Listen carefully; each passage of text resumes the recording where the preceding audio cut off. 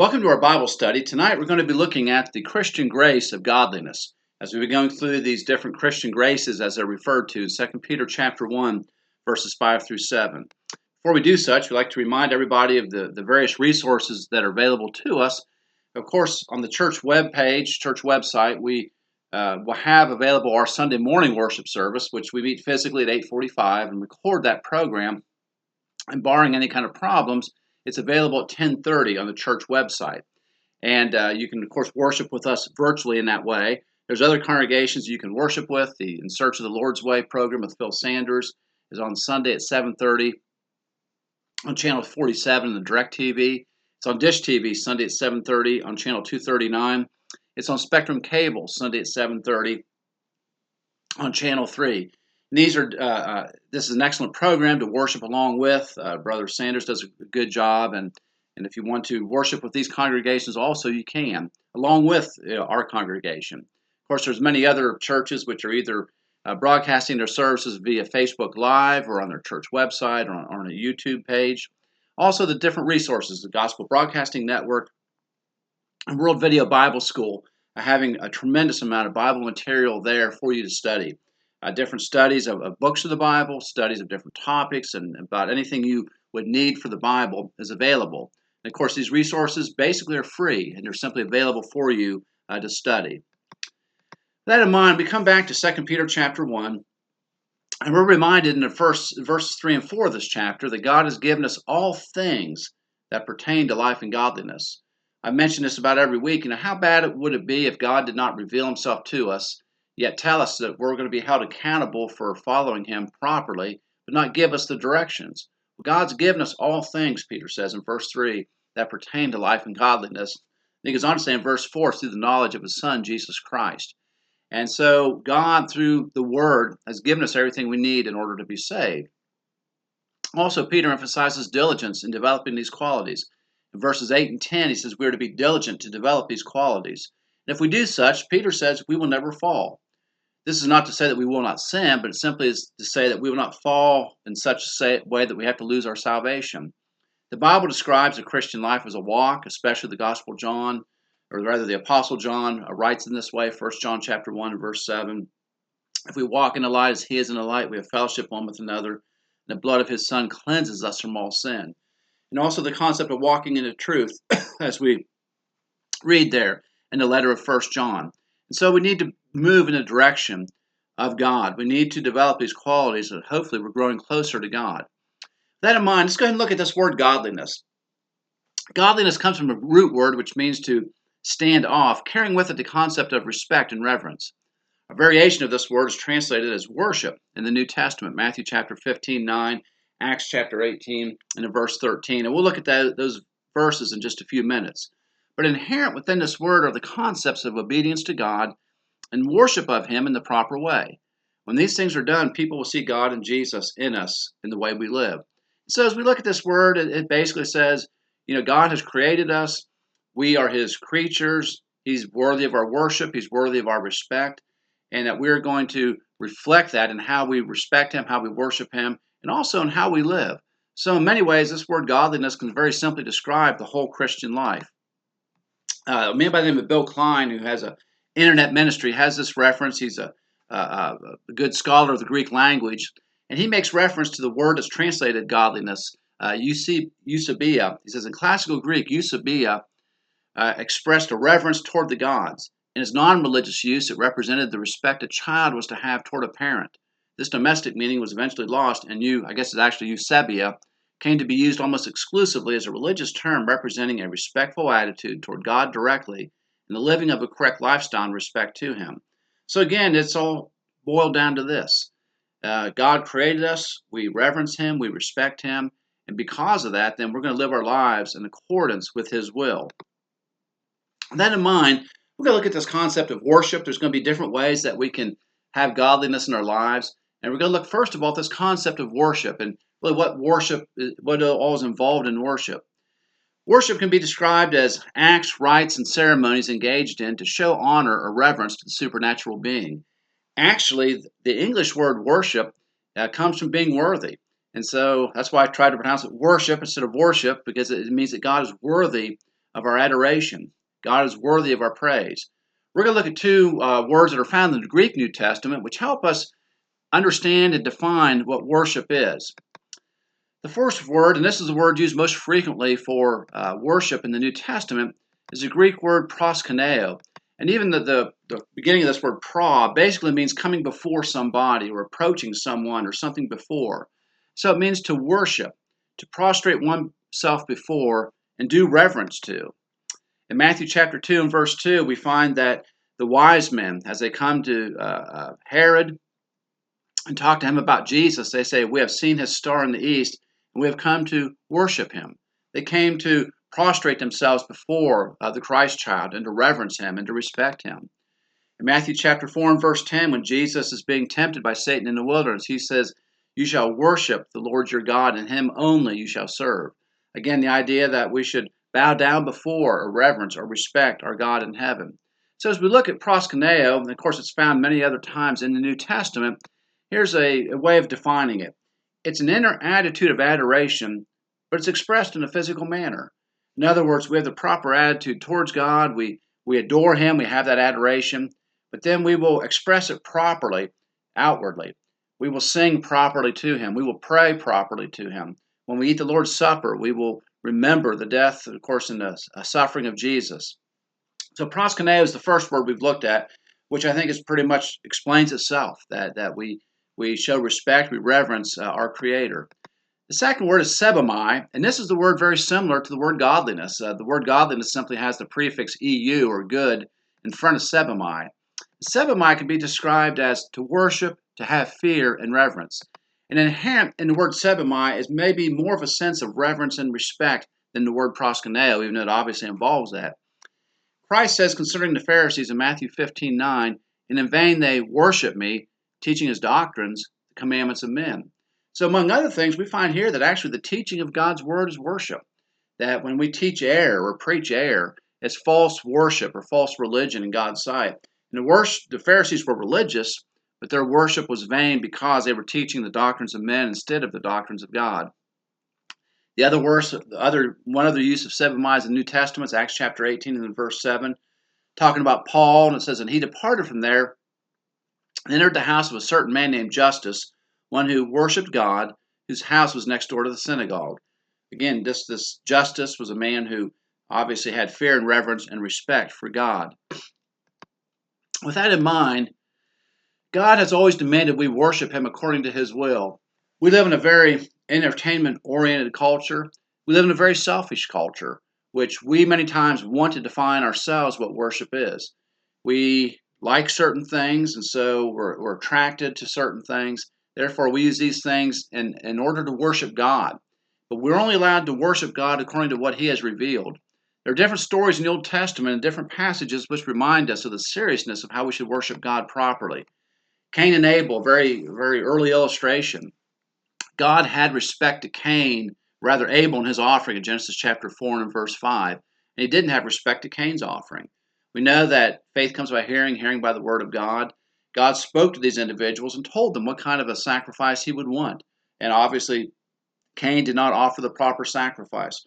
Whether it was God demanded a blood sacrifice and Cain offered grain, that's one possibility.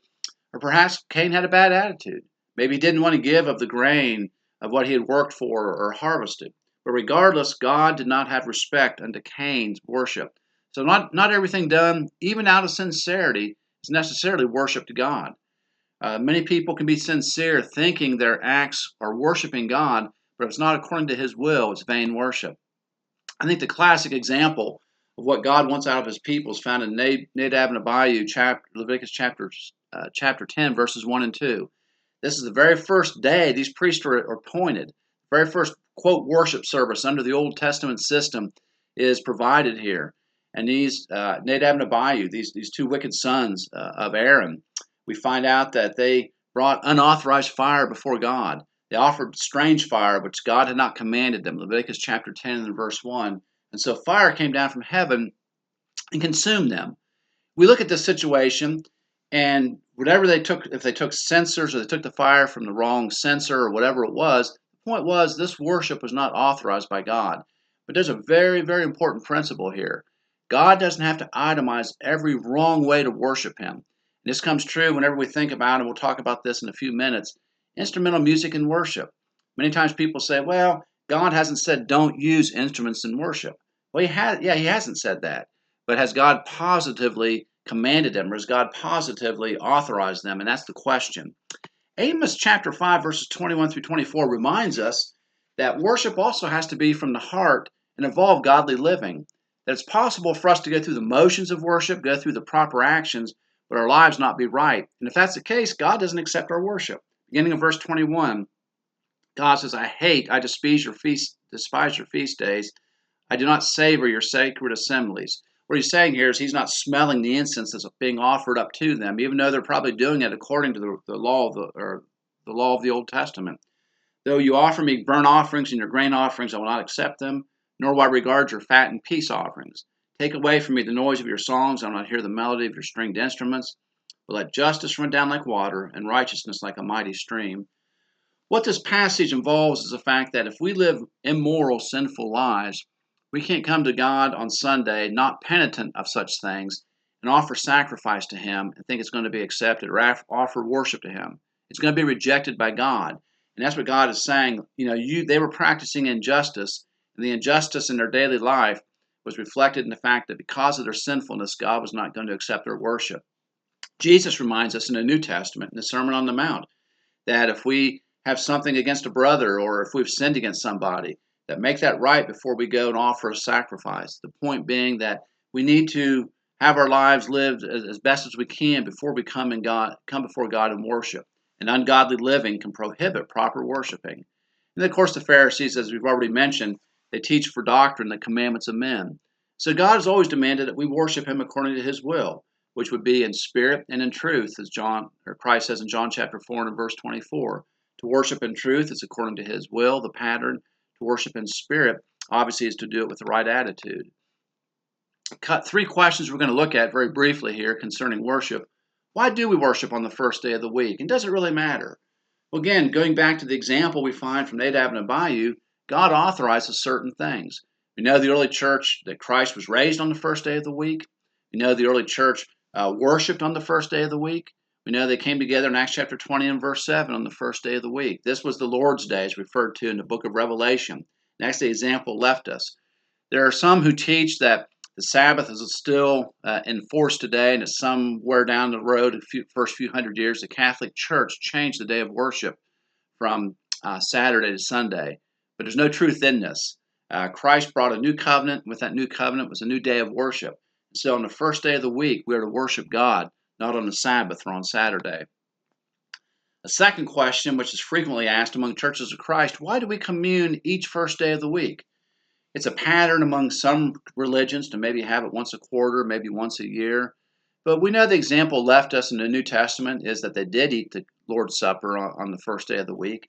Acts chapter 20 and verse 7 says they came together to break bread, which was their purpose.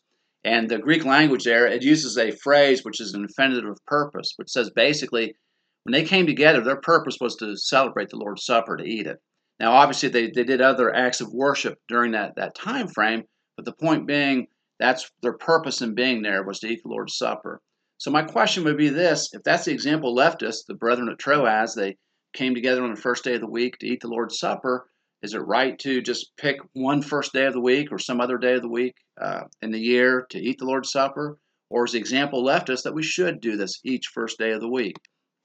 And then the question, which sometimes people look at us within churches of Christ and think that we're strange or odd because we don't use musical instruments in worship, and we don't have choirs, we don't have solos, but rather the whole congregation sings, congregational singing. Very simply, it's a question of authority. I'm not God. I don't make the laws, but we know under the Old Testament that God did allow instrumental music. But in the New Testament, under the New Covenant, it's not reflected in the worship of the early church. God didn't authorize it. God didn't allow it. And it's interesting that there were spotted or isolated events of people using instrumental music, but it generally was not used for almost 1,000 years. 1,000 years, think about that, from the time the church began in AD 33. And finally, around 1000 AD, the Catholic Church introduced instrumental music. And even then, they introduced it with much opposition, even within the Catholic Church. What many people are not aware of, that most Protestant congregations did not use instrumental music until the last 100 or 200 years. Most of the modern reformers, we talk about those who were trying to reform Catholicism, were against instrumental music in worship. So again, it's very simply a question of authority. Do we have a right to do such? Do we have a right to add to what God has already authorized in His will? And so if we're going to practice godliness, we're going to respect God as far as our worship is concerned. God demands we worship Him in spirit and in truth. And that worship should be according to the pattern left us. It's on the first day, communing, singing, giving, teaching from God's Word, and praying. And our worship always should be from the heart where everyone participates. Let's always strive to please God in our worship. Let's look at two other areas where godliness is reflected in our lives. Godliness also is reflected in our use of God's name. We're all familiar with the Ten Commandments. We're not to use God's name in vain. The reality is there is something in a name. Give unto the Lord the glory due to His name. Worship the Lord in the beauty of holiness. Psalm 29 and verse 2. Oh, magnify the Lord with me, and let us exalt His name together. Psalm 34:3.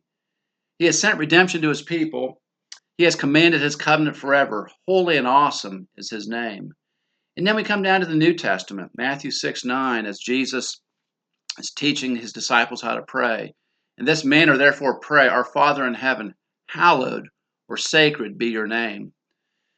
No, God's name is sacred. It should not be used in vain. As a matter of fact, the Jews in Old Testament times were so afraid of mispronouncing the name of Jehovah, they basically substituted another word. And so they're not even positive exactly maybe how it was pronounced in the Old Testament. And God wasn't really trying to prohibit people from using His name, but He's talking about using it in a vain way. How would it be to use God's name in vain? Well, obviously it would be in vain to curse somebody with His name, or just to use His name as a byword. Sometimes people will just say, oh God, or oh Jesus, or oh Christ. These are obviously vain uses of God's name. We should respect His name, and if we're going to live godly lives, they'll be reflected in our speech. I realize we live in a culture where God's name is not respected. Still, as God's people, we should respect His name and not use it in vain. Finally, godliness is reflected in our obedience to God. As we've already looked at the definitions of godliness earlier from these different Greek authorities, the sense of reverence and respect that God is due, but also it's reflected in our daily walk. Are we imitating Jesus in our lives? Are we imitating God? Obedience to God is not a bad thing, it's not a wrong thing. God's our creator. It only makes sense that He would tell us how we ought to live and how we ought to obey. But even Jesus, we think about Jesus, obviously Jesus was a man of compassion. He's a man who extended grace to individuals. He's a man who was very forgiving. And on the other hand, Jesus, throughout His ministry, emphasized obedience to the Father. As a matter of fact, Jesus stated in His prayer in John 17, He came to do God's will. And He had been perfectly obedient in doing the Father's will.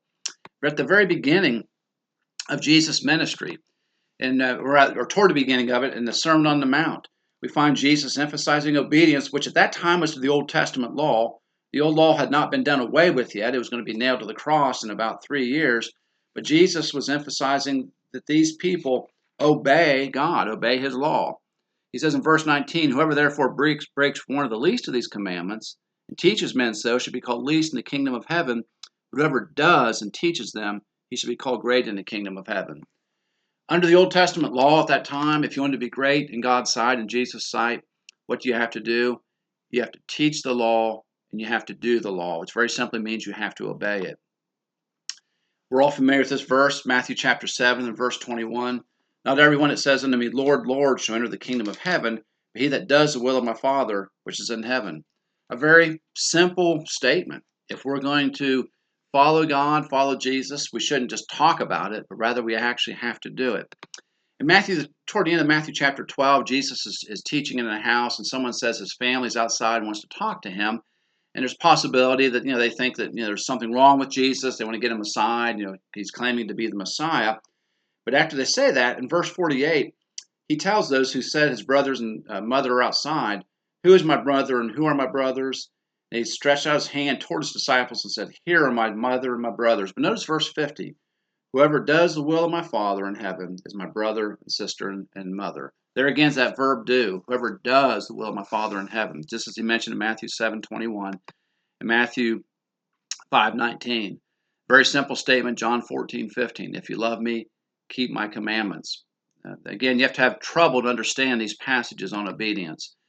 And even the Hebrews writer talks about the fact that even though Christ was a son, he learned suffering through the things he experienced. Verse 8 of Hebrews 5. And then in verse 9, being made perfect through suffering, he became the author of eternal salvation to all those who obey him.